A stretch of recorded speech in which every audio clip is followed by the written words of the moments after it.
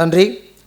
அடுத்த சிறப்பு விருந்தினர் நவீன தமிழ் இலக்கியத்தின் மாபெரும் ஆளுமை, பேச்சாளர் மற்றும் ஒரு வரலாறை அதனுடைய மறுபக்கத்தை தொடர்ந்து எளிய மக்களின் குரலாக ஒலித்து கொண்டிருக்கும் ஆகச்சிறந்த தமிழ் இலக்கியத்தின் பன்முகத்தன்மை ஆளுமை திருமிகு எஸ். ராமகிருஷ்ணன் அவர்களை மேடைக்கு அழைக்கிறோம். ரஞ்சித் அவர்கள் பூங்கொத்து கொடுத்து அவரை வரவேற்குமாறு கேட்டுக்கொள்கிறோம்.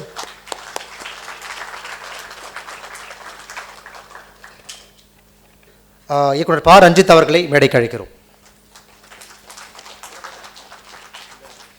ஜெய்பீம். ஸோ வருஷம் இது மாதிரி வானம் ஃபெஸ்டிவலில் வேர்ச்சொல் நிகழ்வு மூலமாக இலக்கிய ஆளுமைகள் பற்றி, இலக்கியங்கள் பற்றி, வரலாறை பற்றி உங்களோடு உரையாடுவதில் கேட்டுக்கொள்வதில் நானுமே ரொம்ப ஆர்வமாக இருக்கிறேன். ஸோ அந்த மாதிரி இந்த வருடமும் இந்த வேர்ச்சொல் நிகழ்வு எனக்கு பல திறப்புகளை அறிவியல் ரீதியாகவும் வரலாற்று ரீதியாகவும் இலக்கிய ரீதியாகவும் கொடுக்கும் அப்படின்னு நான் ரொம்ப ஆர்வமாக நான் இருக்கேன். அண்ட் அது உங்களுக்கும் கிடைக்கணும் அப்படின்றது தான் எங்களோட நோக்கம். ஸோ அந்த நோக்கத்தின் அடிப்படையில் வருடம் பாபா அம்பேத்கருடைய பிறந்தநாளை ஒட்டி தலித் வரலாற்று மாதத்தை நம்ம இந்த மாதம் முழுக்க கொண்டாடுறோம். ஸோ பல நிகழ்வுகள் நடந்திருக்கு. இன்று வந்து வேர்ச்சொல் இன்றையும் நாளையும் நடக்கப்போது பல முக்கியமான ஆளுமைகள் நம்மளோட உரையாற்ற போகிறாங்க. பல முக்கியமான டிஸ்கஷன் நடக்க போகுது. நிச்சயமாக அந்த டிஸ்கஷன் நமக்கு ரொம்ப பயனுள்ளதாக இருக்கும் அப்படின்னு நம்புகிறேன். அண்ட் இதுக்கப்புறம் வந்து ப்ளே ஃபெஸ்டிவல் இருக்குது, தம்மா ப்ளே ஃபெஸ்டிவல். ஸோ அதுவுமே நீங்கள் எல்லோரும் வந்து ஒரு பெரிய ஒரு உற்சாகத்தை அளிக்கணும் அப்படின்னு உங்களோட நான் கேட்டுக்கிறேன். அண்ட் நம்முடைய அழைப்பை ஏற்று நம்மோடு வந்திருக்கிற சுபமுறை அவர்களுக்கு என்னுடைய நன்றியும் வாழ்த்துக்களும். Thank you for accepting our invite and we are really proud about you, what you've been doing, and Baba Ambedkar and legacy we need to continue, and thank you so much, sir. Thank you so much, and what you've been doing, it's great, and thank you for that things. Thank you. And அதோட அவர் தொடர்ந்து கிளாஸ்லேயும் கேஸ்ட்லேயுமான ஒரு தொடர்பை உருவாக்குவதற்கு தொடர்ந்து முயற்சி செஞ்சிட்ருக்காரு. ஒரு ஆக்டிவிஸ்ட்டாக மட்டும் இல்லாமல் ஒரு எழுத்தாளராகவும் அண்டு விமர்சகராகவும் ஆய்வாளராகவும் தொடர்ந்து இயங்கிட்டுருக்காரு. ரொம்ப முக்கியமான ஆளுமையாக இன்றைக்கி இந்திய அளவில் சிவமுறை அவர்களை வந்து நம்ம பார்க்கலாம். ஸோ அவர் இந்த நிகழ்வுக்கு வந்திருக்கிறது உண்மையிலேயே நமக்கு ஒரு பெரிய பெருமை அளிக்குது அண்ட் பெரிய மகிழ்ச்சியும் கூட. அண்ட் மோரே அவர்களுடைய ஒர்க்கை நம்ம வந்து படிச்சிருக்கிறோம். பாபா அம்பேத்கர் கூட இருந்தப்போ அவர் என்ன மாதிரி அவரோட துணையாக இருந்தாருன்னு சொல்லிட்டு. ஸோ அவருடைய கிராண்ட்சன் இங்கே நம்ம கூட இருக்கிறது அப்படின்றது ஒரு வரலாற்றின் தொடக்கமாக தான் நான் வந்து பார்க்குறேன். அண்ட் ரொம்ப ரொம்ப மகிழ்ச்சி. We are very grateful about your presence and thank you sir. And இன்னொரு முக்கிய ஆளுமை எஸ். ராமகிருஷ்ணன் அவர்கள் ஐயா இங்கே வந்திருக்காரு. அண்டு நான் ஆரம்ப காலத்தில் வாசிப்பு ஸ்டார்ட் பண்ணுறப்போ நான் தீரா நதியில் பல கட்டுரைகளில் நான் வாசிச்சிருக்கேன். குறிப்பாக ரோடும் பற்றி அவர் ஒன்று எழுதியிருந்தார். அதான் ஃபஸ்ட்டு நான் வாட்சேன்னு நினைக்கிறேன். ஒரு ரெட் கலர் ட்ரெஸ் போட்டு ஒரு பொண்ணு வந்து இருப்பா. அது ஒரு நல்ல கட்டுரை அது.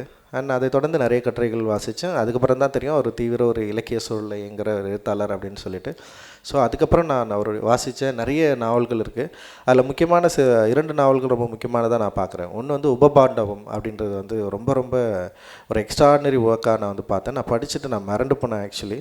அண்ட் அதில் திரௌபதி அண்ட் குந்தியோட கண் திறக்கிறப்போ ஒரு பயங்கரமான ஒரு சரியலிசம் மூமெண்ட் வந்து அங்கே நடக்கும். குந்தி அது வரைக்கும் வந்து கண்ணு திறக்கவே மாட்டாங்க. ஒரு இடத்துல கண்ணை திறப்பாங்க. அது இன்னும் எனக்கு வந்து ஞாபகம் இருக்குது. அண்டு திரௌபதியோடைய இன்னொரு பெர்ஸ்பெக்டிவ் அது வந்து பேசியிருந்தது. ஸோ உபபாண்டவம் நான் வந்து வாசிக்கிறப்போ அதே நேரத்தில் அலைன் ஃப்ரான்சிஸில் வந்து ஒரு ப்ளே பார்த்தேன். திரௌபதியை பற்றி, திரௌபதியுடைய மனநிலையை பற்றி ஒரு ப்ளே இருக்கும். 5 பேரை மனம் கொண்ட ஒரு பொண்ணுடைய மனநிலை என்னவாக இருக்கும் அப்படின்றது அந்த ப்ளே வந்து பண்ணியிருந்தது. கிட்டத்தட்ட உபபாண்டவும் அதை பயங்கர சீரியஸாக டிஸ்கஸ் பண்ணியிருந்தது. ஸோ அதை இன்ஸ்பயர் பண்ணி நானுமே ஒரு கதை எழுதி வச்சுருக்கேன் ஆக்சுவலி. பின்னாடி எப்போயாவது நமக்கு வந்து வாய்ப்பு கிடைக்கிறப்போ திரௌபதியோடைய பெர்ஸ்பெக்டிவில் அண்டு ஏகலைவனே திரௌபதியும் ஒன்றா இணைக்கலான்னு எனக்கு ஒரு ஆசை இருக்குது. ஸோ அந்த மாதிரி ஒரு எண்ணம் இருக்குது. பாப்பா பின்னாடி எப்படி இருக்குதுன்னு சொல்லிட்டு. அது ஏன்னா இதில் என்னென்னா ஒவ்வொரு முறையும் அவள் வந்து தன்னுடைய கணவர்கள்கிட்ட இருந்துட்டு டெய்லி குளிக்க போவாள்.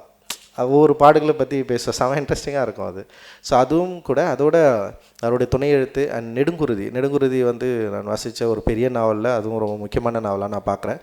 நெடுங்குருதியில் முழுக்க வெயில் இருக்கும், அந்த கரையான் இருக்கும், எறும்பு இருக்கும். அண்ட் அது இன்னுமே எனக்கு வந்து நல்ல ஞாபகம் இருக்குது. அண்டு ஸோ நான் பெரிதும் மதிக்கக்கூடிய ஒரு எழுத்தாளர், திரை விமர்சகர் அண்டு தொடர்ந்து பயணி, அது ரொம்ப இன்ட்ரெஸ்டிங்காக என்னென்னா அவர் ஒரு பயணியாக தன்னை வந்து நிறைய இடத்துல அறிமுகப்படுத்திப்பார். எப்படி ஒரு மனிதரால் இவ்வளோ பயணம் செய்ய முடியும்னு சொல்லிட்டு நான் வியந்திருக்கிறேன். இவ்வளோ மனிதர்களை அவருடைய வாழுங்காலத்தில் எப்படி இவ்வளோ பேரை மீட் பண்ணியிருக்காரு, இவ்வளோ பேர் எப்படி அவர் அவ்வளோ பேர் பற்றியும் எழுதியிருக்காரு. அதுதான் ரொம்ப முக்கியமானது. அதோட ஒவ்வொரு எழுத்துலையும் ஒவ்வொரு மனிதர்கிட்ட இருந்து அவருடைய பெர்ஸ்பெக்டிவ், அதோட திறப்புகள் இருக்குல்ல, ரொம்ப முக்கியமானதாக நான் நினைக்கிறேன் நான்.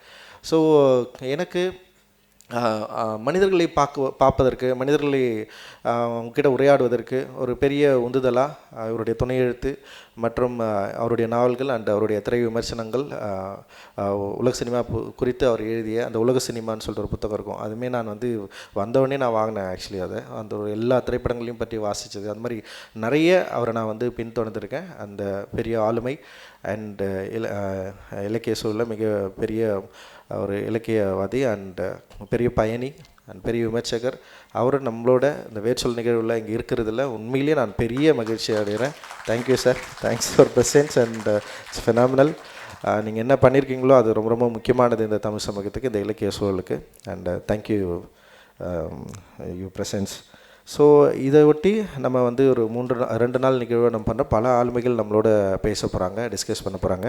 அண்டு வெற்றிமாறன், இயக்குனர் வெற்றிமாறன் எனக்கு பிடித்த மிக முக்கியமான ஒரு இயக்குனர், அவரும் நம்மளோட நிகழ்வில் கலந்துக்க போகிறாரு. அதை தொடர்ந்து நிறைய பேர் இங்கே டிஸ்கஸ் பண்ண போகிறாங்க. அண்டு வேர்ச்சொல் நிகழ்வில் நம்ம வந்து இவர் கவிஞர் என்டி ராஜ்குமாருக்கு இப்போ ஒவ்வொரு வருடமும் நம்ம வந்து விருது அளிப்போம். இந்த வருடம் வேர்ச்சொல் நிகழ்வில் கவிஞர் என்டி ராஜ்குமார் அவருக்கு விருதளிக்கிறோம். நான் வந்து கவிதைகள் ரொம்ப என்ன சொல்கிறது, ஒரு கமர்ஷியலாக கவிதைகள் பக்கம் நான் எப்போயுமே போகிறதில்ல. நான் வாசித்தாலுமே அதுலேருந்து பயங்கர டிட்டாச்சாக ஆகிடுறேன். மரபு கவிதைகள்னு சொல்லி எழுதி, இல்லை வந்து புது கவிதைகள்னு எழுதி, ஸோ நான் அது படிக்கிறப்போ மேக்ஸிமம் நான் கனெக்ட் ஆனதே கிடையாது. பட் ஆனால் என்ன சொல்கிறது, மரபை தவிர மனிதர்களுக்குள்ளே இருக்கிற ஆழ்மனதை பற்றி, இல்லை வந்து அவளுடைய கல்ச்சரை பற்றி, இல்லை அவங்க வாழ்வியல் பற்றி அந்த வார்த்தைகளோடு சேர்ந்து ஒர்க் பண்ணுறது வந்து நான் பயங்கரமாக இன்ஸ்பயர் ஆகிருக்கேன். அப்படி வந்து நான் மிக முக்கியமான கவிஞராக என்டி ராஜகுமார் அவர்களே சொல்லுவோம். அவர் வந்து அவர் என்ன சொல்கிறது, ஒரு மேஜிக்கல் ரியலிசம் அண்டு அது சம்மந்தமாக வந்து எழுதக்கூடியவர். பழங்குடியின மக்களுடைய அந்த லைஃப் அவர்கிட்ட இருக்கும், அந்த வார்த்தை விளையாட்டு பயங்கரமாக இருக்கும். அவர் வாசிக்கிறப்போ உண்மையில் நான் மறந்து போனேன். அவரோட சேர்ந்து ஒர்க் பண்ணுறதுக்கு ஃபஸ்ட்டு வானம் நிகழ்வில் அவர் எங்களுக்காக ஒரு சாங் ஒர்க் பண்ணி கொடுத்தாரு. அதுவுமே வந்து பயங்கர இன்ஸ்பைரிங்காக இருந்தது. அண்ட் அவருக்கு வாழ்நாள் சாதனையாளர் விருதா என்டி ராஜ்குமார் அவர்களுக்கு வேர்ச்சொல் விருதை அளிப்பதில் நாங்கள் ரொம்ப பெருமை அடைகிறோம். ஸோ அவர் வந்து நாளைக்கு வராரு. அவர் குறித்த ஒரு டாக்குமெண்ட்ரி இருக்குது அண்ட் அவர் குறித்த ஒரு புத்தகம் நாங்கள் ரிலீஸ் பண்ணுறோம். அண்ட் அவருக்கு காசோலையாகவும் எங்களால் முடிஞ்ச ஒரு தொகையை வந்து அவருக்கு தரோம். அண்ட் ஸோ இதுதான் இந்த 2 நாளில் நிகழப்போகுது. அண்ட் என்னோடய விருப்பம் என்னென்னா, ஸோ நம்ம தொடர்ந்து வந்து இப்போ ஒரு இலக்கிய சூழல்லையும் சினிமா சூழலில் அண்ட் பல சூழல்களை மெயின் ஸ்ட்ரீம் மீடியம் இருக்குல்ல, ஒரு ஆர்ட் மீடியம்குள்ளே தொடர்ந்து நம்ம நிறைய டிஸ்கஷனை க்ரியேட் பண்ண ட்ரை பண்ணுறோம். ஸோ அது என்னன்னா, திருப்பி நம்ம ஒன்றே ஒன்று தான் சொல்லிட்டுருக்கோம். இங்கே இருக்கிற அந்த டிஸ்கிரிமினேஷனை நம்ம இன்னும் புரிஞ்சிக்கவே இல்லை. இங்கே இருக்கிற நமக்குள்ளே இருக்கிற இடைவெளியை நம்ம இன்னும் புரிஞ்சிக்கவே இல்லை. நம்ம இன்னும் வந்து இப்போ கேல் ஆம்லெத் அவங்க படிக்கிறப்ப தான் அவங்க சொல்கிறாங்க, இந்த இந்தியா அம்பேத்கருடைய மொழியில் சொல்கிறாங்க, இந்த இந்தியா 3 இந்தியாவாக இருக்குது. ஒன்று வந்து பார்ப்பன இந்தியா, அப்புறம் இந்து இந்தியா, அப்புறம் பௌத்த இந்தியா அப்படின்னு சொல்லி. பௌத்த இந்தியாவுக்கு முன்னாடி ஒரு இந்தியா இருந்திருக்கு இங்கே. அது அயோத்திதாசரை வந்து தம்மம்னு சொல்கிறாரு. அது ரொம்ப முக்கியமானதாக இருக்குது. ஸோ இவ்வளோ லெகசியை தாண்டி தான் நம்ம இங்கே வந்திருக்கோம். ஃபஸ்ட்டு தம்மம் வந்திருக்கு, தம்மம்லேருந்து பார்ப்பன இந்தியாவாக மாறி இருக்குது, பார்ப்பனிய இந்தியாவாக மாறி இருக்குது, அப்புறம் பௌத்த இந்தியாவாக மாறி இருக்குது, அதுக்கப்புறம் இந்து இந்தியாவாக மாறி இருக்குது. ஸோ பார்ப்பன இந்தியாவுக்கும் இந்து இந்தியாவுக்கும் என்ன வேறுபாடுன்னு நமக்கு இன்னும் புரியல. நம்ம ரொம்ப அதுலேயே வந்து மாட்டிகிட்ருக்கோம்.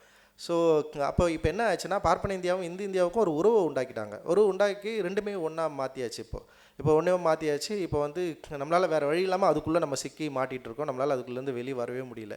ஒரு கல்ச்சுரலாகவே நம்மளால் வெளியே வர முடியல. நம்முடைய கல்ச்சுரல் அடையாளங்கள் எல்லாமே இந்துமயமாக்கப்பட்டு விட்டது, பார்ப்பனமயமாக்கப்பட்டு விட்டது.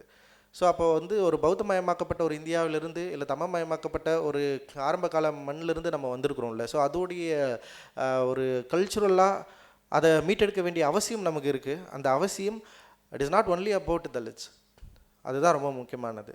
ஸோ ஆனால் தலித்துகள் இப்போ வரைக்கும் அந்த வேலையை தொடர்ந்து செஞ்சுட்டு இருக்கிற ஒரு ஆளாக இருக்கிறாங்க. ஏன்னா அந்த சமூகத்திலேருந்து விலக்கி வைக்கப்பட்ட ஒரு மனிதர்களாக இருக்கிறதுனால அவங்களுக்கு கல்ச்சுரலாகவே இந்த சாதியை எதிர்த்து இங்கே இருக்கிற பார்ப்பனியத்தை எதிர்த்து போராட வேண்டிய அடிப்படை தார்மீக பொறுப்பு அவங்களுக்கு இருக்குது. பட் ஆனால் இந்த இந்தியாவில் பொறுப்பேற்றுக்க இந்தியாவாக மாறி இருக்கிற இடைநிலை சாதிகளுக்கும் பார்ப்பனிய தன்மைக்கும் அவங்களுடைய ஸ்டாண்ட் அப்படின்றது வந்து தொடர்ந்து ஒரு குழப்பமான நிலையே இருக்கிறத நம்மளால் பார்க்க முடியுது. ஸோ அது தலித்துகளும் ஃபாலோ பண்ணுற ஒரு இடத்துக்கு நம்ம வந்து போயிட்டுருக்கோம். ஸோ நம்மளுமே வந்து ஓகே மெயின் ஸ்ட்ரீம் நோக்கி போகிறப்போ மெயின் ஸ்ட்ரீமில் இருக்கிற அந்த இந்துத்துவ மையத்துக்கும் பார்ப்பனிய மையத்துக்கும் ஆளாகிற ஒரு இடமா நம்ம வந்து மாறிட்டுருக்கோம். ஸோ அதை தடுத்து நிறுத்துறதுக்கான ஒரு வேலையை தான் நம்ம கல்ச்சுரலாக தொடர்ந்து இதை வந்து நம்ம செஞ்சிட்ருக்குறோம். ஸோ அந்த தடுத்து நிறுத்துகிற வேலையை எங்களோடு சேர்ந்து நீங்களும் இருப்பீர்கள் அப்படின்ற ஒரு பெரிய நம்பிக்கையோடு தான் இந்த நிகழ்வை நம்ம தொடர்ந்து நடத்திட்டுருக்குறோம். அண்டு உங்கள் நம்பிக்கையோடு உங்களோட ஆதரவோடு நம்ம ஒரு பெரிய உரையாடலை பெரிய உடைப்பை நம்ம வந்து நிகழ்த்த வேண்டிய அவசியம் இருக்குது. அந்த அவசியம் நம்முடைய ஒற்றுமையில் மட்டும்தான் நிகழ்வு. அந்த ஒற்றுமை என்பது இந்த சிந்தனையை தம்மத்தை பௌத்தத்தை அறிந்து கொள்வதிலிருந்து இந்த கல்ச்சுரலாக நம்ம யாருன்றதை புரிஞ்சு கொள்வது மூலமாக தான் அது இருக்குது. ஸோ அதை புரிஞ்சால் மட்டும்தான் நம்ம இந்த ஃபைட்டை வந்து நம்ம கண்டினியூ பண்ண முடியும். அப்படி இல்லைன்னா டெஃபினட்டாக முடியாது.